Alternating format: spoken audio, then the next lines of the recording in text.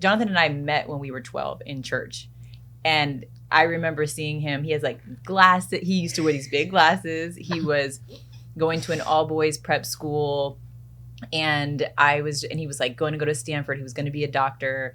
And I was just like, oh, what a nice guy. Like, he's going to make someone else such a nice husband one day, you know? We call those NGB, nice guy butt. Yeah, nice guy butt. He was a nice guy butt. And so I just wasn't checking for him or that type, you know what I mean? Yeah. He was just more square in my mind. And I was over here dating Nathan Detroit. Yeah. For a really long time. Like, I was with my first love, we were together from like, I was in 9th grade all the way through like half of my college years. Wow. And let's just say, I was a ride or die chick. And at some point I was like, do I really have to die? You know what I mean? Finally. Like, I think I'm going to get off here, you know? Yes. Yes, there was a jail stint. There was a lot that went on there. And so by the time I think I matured and was like in the world, I was looking for very different things. And I had my heart broken by the archetypes that I was told to go after or to feel like excited about, you know? Like, I think we were raised in the Sex and the City generation. Yes. So we were raised to be looking for the big. Of course. Like the money bags, the like the banker. Yeah. The guy in the suit, like the Men's Warehouse version of my dad. You know what I mean? Right.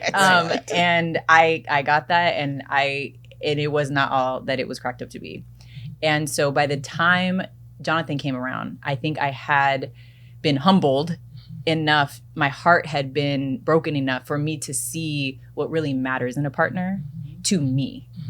Right. And like, I think all of that I had inherited about what to seek out in a partner had like, I'd tried it didn't work.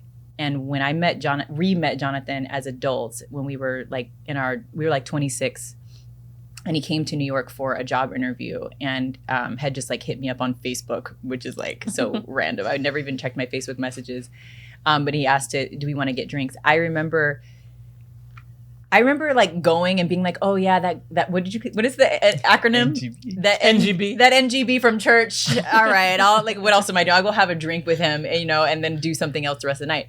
And then when I sat with him, I felt like I was at home in his company. I felt like this ease. I felt like my nervous system was instantly calm.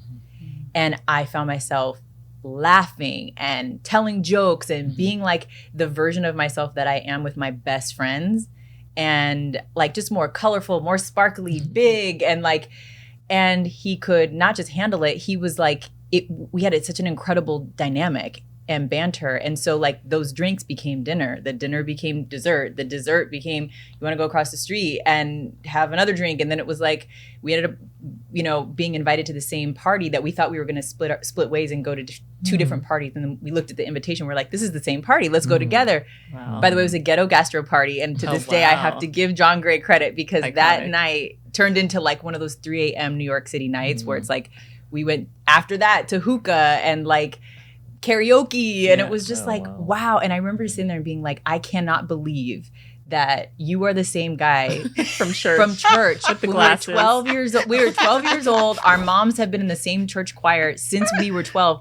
They stand next to each other. Literally for the last 25 years, they have stood next to each other in the church choir. And here we are smoking hookah, singing at the top of our lungs in New York City at 3 a.m. Like, this is crazy. And I'm just like, I went so far away from home to find something so different, only to find exactly what was there for me at home the whole time. And he just brought that sense of home to my life, which was just very different than the life that anybody lived from where I came from. You know what I mean? So it was nice to have a piece of home with me. And I still feel like that with him. I feel that is that intangible X factor that it sets your heart at ease. And it's something you can't even articulate, but you know it when you feel it. And there's nothing performative about our love. There's nothing that I feel like I need to do to earn his love.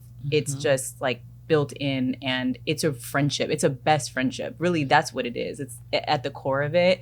it's like, that's my guy. Like, that's my Yes. people. Like, he's my favorite human on the planet, you know? Like, if like, for me, marriage was sort of like, okay, if we have to, you know, like, I'm not changing my last name, okay? That's going a little too far.